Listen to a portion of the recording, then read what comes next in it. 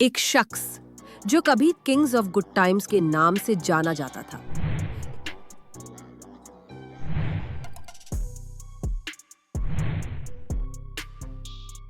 जो कभी 9,000 करोड़ का स्कैम करके देश से भाग गए,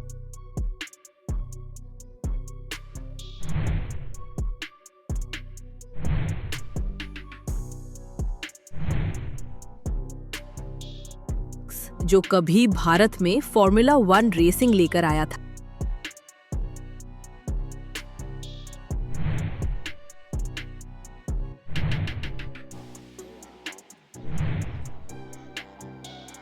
जो अपनी ही कर्मचारियों को तनख्वाह तक नहीं दे पाया।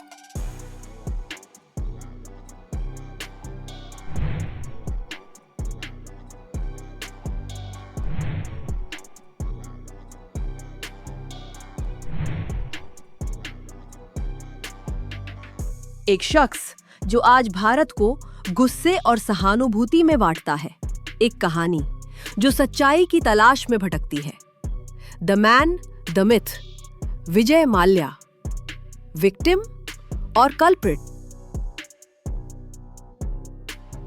एक आदमी जिसने भारत के बिजनेस को इंटरनेशनल लेवल पर पहुंचाया, जो कभी दुनिया की सबसे बड़ी कंपनियों के साथ कंधे से कंधा मिलाकर खड़ा था, जो भारत के डेवलपमेंट में सबसे आगे खड़ा दिखता था। आखिर वही इंसान कैसे एक दिन देश का मोस्ट वांटेड क्रिमिनल बन गया? ये सफर शिखर से पतन तक कैसे हुआ? एक विजेता से भगोड़ा बनने की ये कहानी क्या सिर्फ एक इंसान की गलती है या सिस्टम की भी कोई भूमिका है? आइए जानते हैं क्यों उस शख्स को एक क्रिमिनल का करार दिया गया। किंगफिशर एयरलाइंस के 2012 में पूरी तरह बंद होने से पहले हजारों कर्मचारियों को महीनों तक वेतन नहीं मिला और ना ही उन्हें भविष्य की कोई आर्थिक सुरक्षा मिली। इन कर्मचारियों ने अपनी पूरी मेहनत उस कंपनी को दी जो कभी 5 स्टार इन द स्काई कहलाती थी। लेकिन जब कंपनी डूबने लगी तो सबसे पहले माल्या ने अपनी जिम्मेदारियों से पल्ला झाड़ लिया।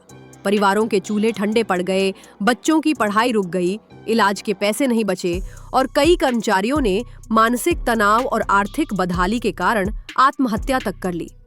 ये सब हुआ एक ऐसे व्यक्ति के नेतृत्व में जो इंडिया के बैंक से लोन तो लिया डूबती हुई बिजनेस को बचाने के लिए, पर पैसा उड़ाया विदेशों में महंगी शराब, महंगी कारों और सुपर मॉडल्स के साथ पार्टियों में।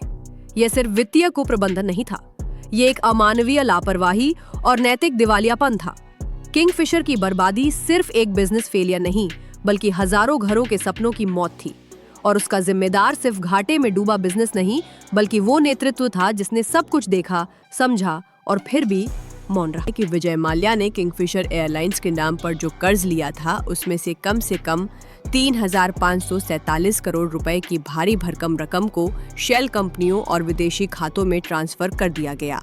ये ट्रांजैक्शन किसी मासूम भूल या बिजनेस लॉस का नतीजा नहीं थे, बल्कि ये एक सुनियोजित मनी लॉन्ड्रिंग ऑपरेशन का हिस्सा थे। ये सीधा धन शोधन निवारण अधिनियम PMLA 2002 का गंभीर उल्लंघन है। कर्ज भारतीय बैंकों से लिया गया था, लेकिन पैसा विदेशों की अंधेरी गलियों में गायब कर दिया गया और इसी बीच भारत में हजारों कर्मचारी अपनी तनख्वाह के लिए तरसते रहे। यही नहीं, माल्या ने इसे बिजनेस फेलियर का नाम देकर खुद को मासूम साबित करने की कोशिश की, जबकि असलियत कुछ और ही बयां करती है। धोखा, साजिश और मनी लॉन्ड्रिंग। पहले मनी लॉन्ड्रिंग के जरिए बैंक से लिए हुए लोन को बाहर भेज दिया गया। फिर 2016 में विजय माल्या चुपचाप भारत छोड़कर यूनाइटेड किंगडम भाग गए, ठीक उसी वक्त जब भारत की एजेंसियां उनके खिलाफ शिकंजा कसने लगी थी। ये कोई सामान्य विदेश यात्रा नहीं थी, ये एक सुनियोजित पलायन था जिसे हजारों करोड़ की धोखाधड़ी से बचने के लिए अंजाम दिया गया। माल्या ने बार बार भारत लौटने से इनकार किया, जबकि भारतीय अदालतों और एजेंसियों ने उन्हें प्रत्यर्पित करने की भरपूर कोशिश की। कोर्ट ने साफ कहा कि ये इरादा आपराधिक है, एक ऐसा इरादा जो न केवल कानून की अनदेखी करता है, बल्कि देश की न्याय प्रणाली का खुला मजाक उड़ाता है। 2019 में उन्हें भगोड़ा आर्थिक अपराधी घोषित किया गया। भगोड़ा आर्थिक अपराधी अधिनियम फुजिटिव इकोनॉमिक ऑफेंडर्स एक्ट 2018 के तहत ये कानून उन आर्थिक अपराधियों के लिए है जो देश छोड़कर भाग जाते हैं और लौटने से इनकार करते हैं। विजय माल्या पर आरोप है कि उन्होंने देश के 17 से भी अधिक बैंकों से कुल 9,000 करोड़ रुपए से ज्यादा का कर्ज लिया और फिर जानबूझकर उसे चुकाने में चूक की। न सिर्फ कर्ज लिया बल्कि इसके पीछे एक सोची समझी साजिश भी थी। सीबीआई ने माल्या को भारतीय दंड संहिता की धारा 120B आपराधिक साजिश और धारा 420 धोखाधड़ी के तहत अभियुक्त ठहराया है। ये कोई मामूली गलती नहीं थी, ये था एक संगठित घोटाला जिसने देश के बैंकिंग सिस्टम और आम जनता के भरोसे को हिलाकर रख दिया। लेकिन क्या सिर्फ एक अकेला आदमी बिना कोई बैकग्राउंड सपोर्ट के इतना बड़ा स्कैम को अंजाम दे सकता है? 17 बैंकों, जिनमें state bank of India, Punjab national bank और IDBI बैंक शामिल है, वे किंगफिशर एयरलाइंस को 2007-2010 के बीच 9,000 करोड़ रुपए से अधिक के ऋण दिए। IDBI ने 950 करोड़ रुपए का ऋण तब दिया जब किंगफिशर की क्रेडिट रेटिंग खराब थी और वो पहले से घाटे में थी। सीबीआई ने पाया कि बैंक अधिकारियों ने किंगफिशर के साथ आपराधिक साजिश की और धन का दुरुपयोग किया। बैंक ऑफ इंडिया ने 300 करोड़ रुपए का ऋण ऑफिस स्टेशनरी और बोर्डिंग पास प्रिंटर जैसे कम मूल्य के सामानों पर दिया। ये दर्शाता है कि बैंकों ने जोखिम मूल्यांकन में लापरवाही बरती। जब 2012 में ही किंगफिशर डिफॉल्टर हो गया था, 2016 में विजय माल्या देश छोड़ के भागने तक सरकार क्या कर रही थी?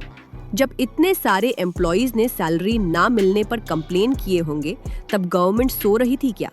और जॉब बैंक एक स्टडी लोन भी बिना कोई मॉर्टगेज के नहीं देती, तो इतने सारे लोन बिना कोई वेरिफिकेशन के ही दे दिए क्यों?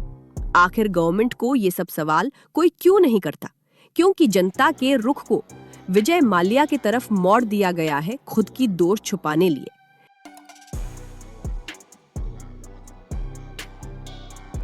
5 जून 2025 को रिलीज हुआ राज शमानी का podcast Vijay Mallya podcast, rise and downfall of Kingfisher airlines loans NRCB।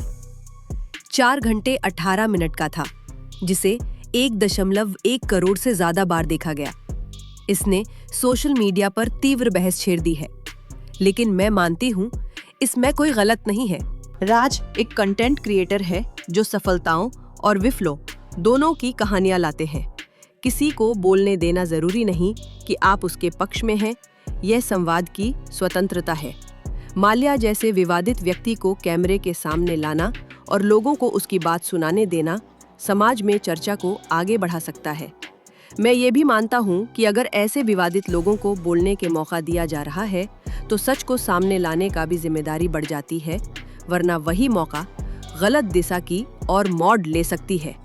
हर किसी को बोलने का हक है। अगर हमें सच्चाई तक पहुँचना है तो हर पक्ष को बोलने देना चाहिए। और ऐसे केसेस जहाँ गवर्नमेंट और क्रिमिनल की मिलीभगत और स्कैम हुआ हो, वहाँ तो दोनों तरफ की बातें जरूर सुनना चाहिए। आप क्या सोचते हैं इसके बारे में कि क्या विजय माल्या को बोलने का मौका देना सही है या गलत? कमेंट में अपनी राय जरूर दें।